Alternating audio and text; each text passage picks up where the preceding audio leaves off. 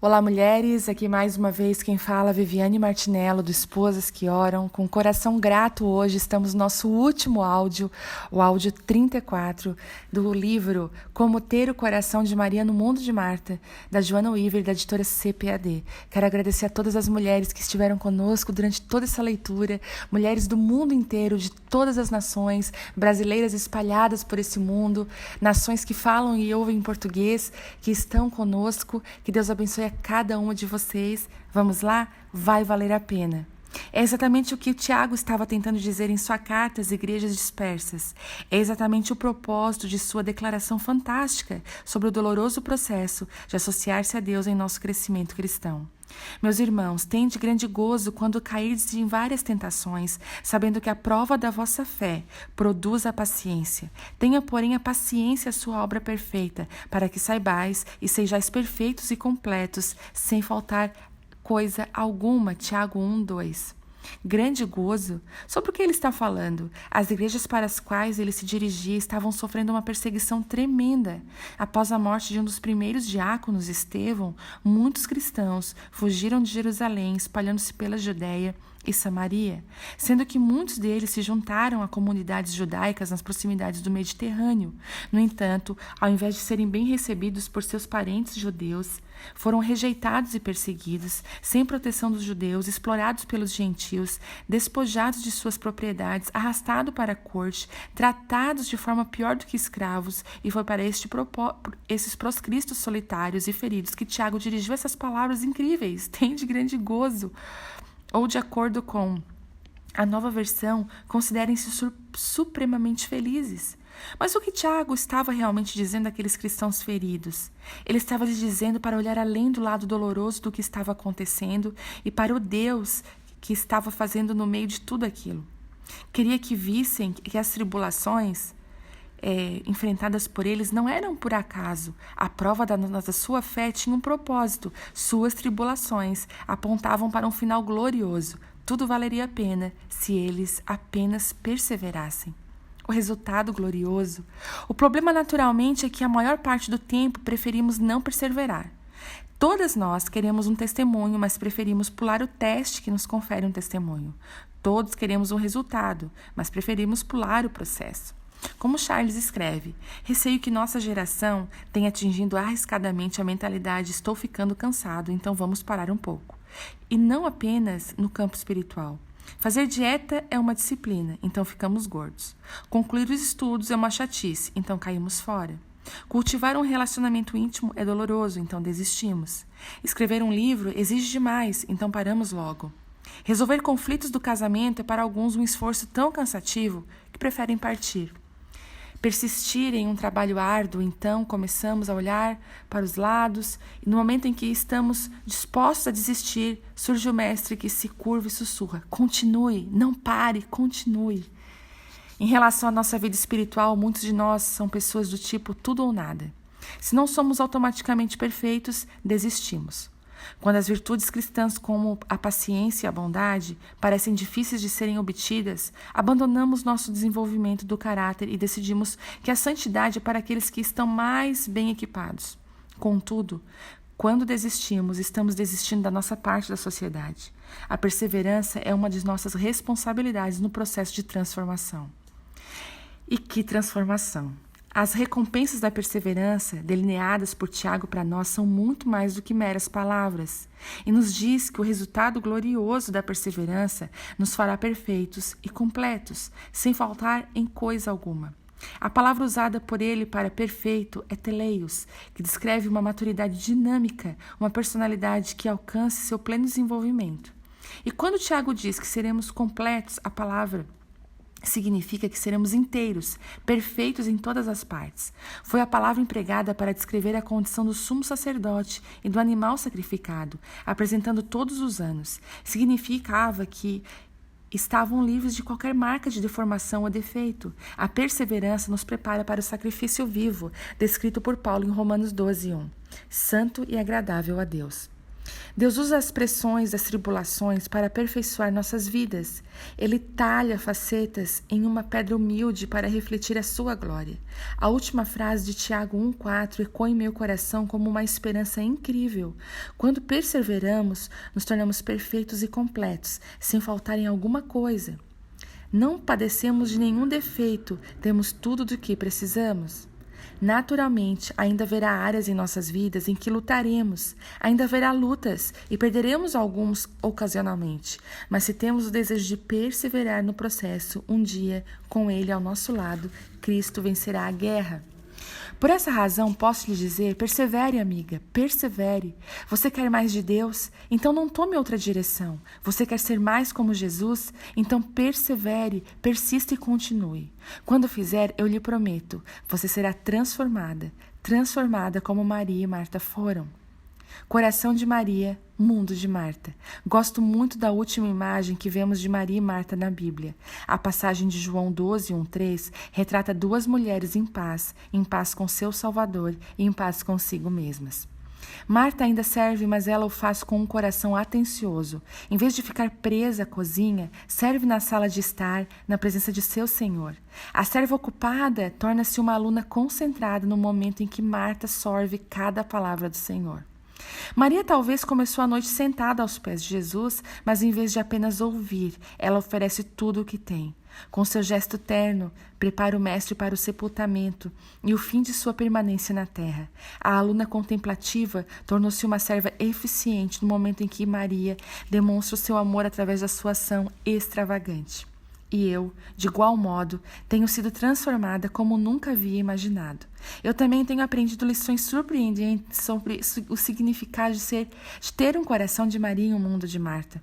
Não tem sido um processo confortável. Para ser sincera, eu preferiria uma viagem em um espaço celestial. Uma renovação completa de 24 horas com tratamento corporal e de rejuvenescimento de pele e um novo guarda-roupa espiritual. Mas Deus resolveu fazê-lo do modo antigo. Decidiu usar minha vida para me ensinar. Decidiu usar o processo de escrever este livro. Em uma noite solitária e vazia, eu clamei: Deus, estou arruinada. Minhas palavras se esgotaram. E embora a mensagem ainda ecoasse em meu coração, eu não conseguia atravessar a parede invisível. Vivia cada capítulo individualmente. A terrível paranoia de Senhor, não te importas? A ansiedade medonha de estás preocupada com muitas coisas. A triste aflição de se estivesses aqui. Naquela noite na escuridão, senti-me completamente sozinha, mas em algum momento de toda aquela luta, Deus me encontrou. Ele me manifestou a paz e a direção, embora eu não consiga explicar como ele fez. De alguma forma, sua graça me ajudou a viver um dia por vez. Não com medo do futuro ou arrependimento do passado. Maravilhosa e inacreditavelmente, Deus começou a curar a dicotomia de minha vida. Começou a juntar os dois lados da esquizofrenia espiritual que me incomodou por anos. Em vez de tentar conciliar sozinha a intimidade da sala de estar com o serviço da cozinha, eu comecei a atender somente para Cristo.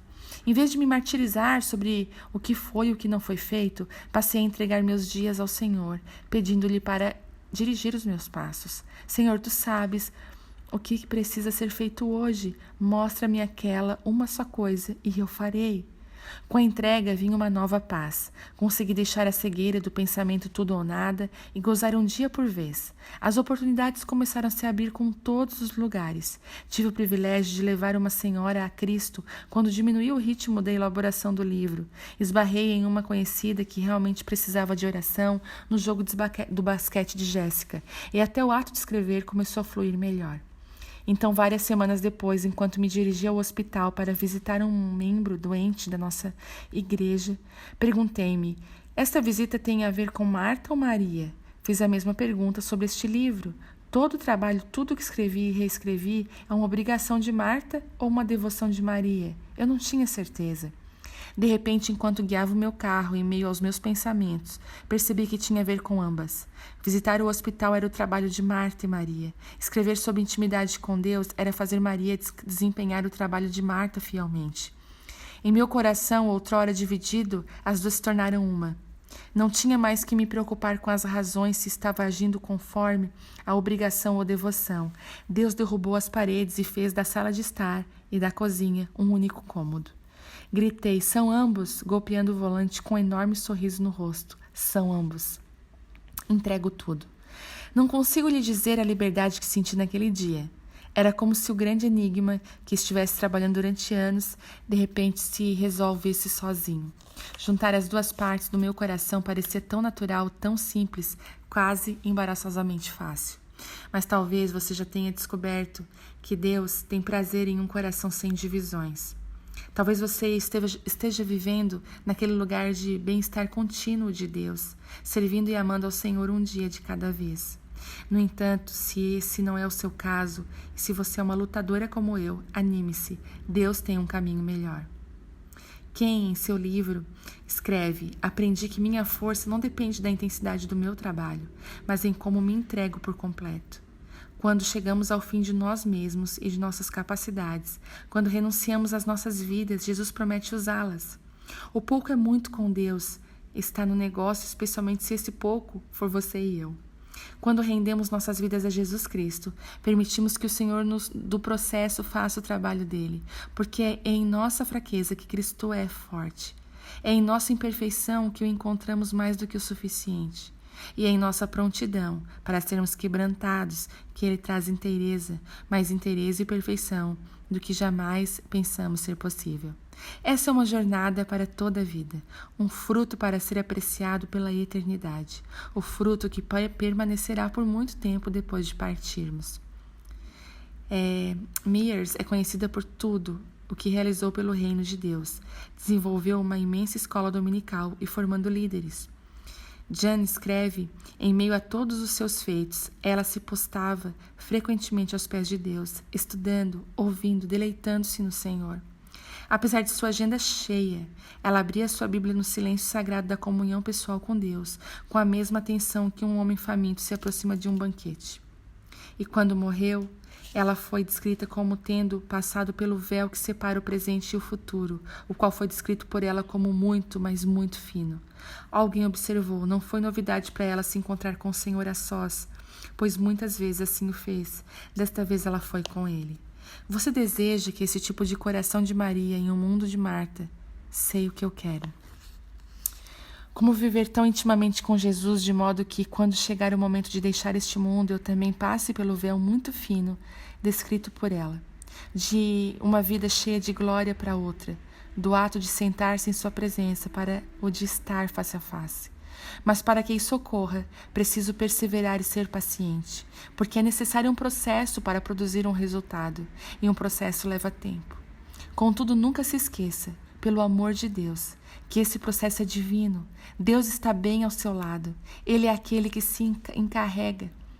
Tudo o que Ele lhe pede é para ser parceira dele e que se renda à obra que Ele deseja operar em sua vida.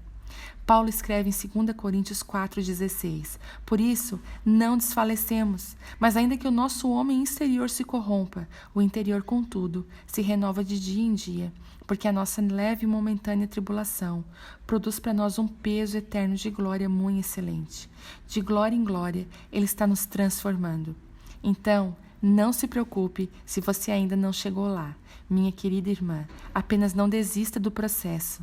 Não perca a jornada, pois será gloriosa e valerá a pena.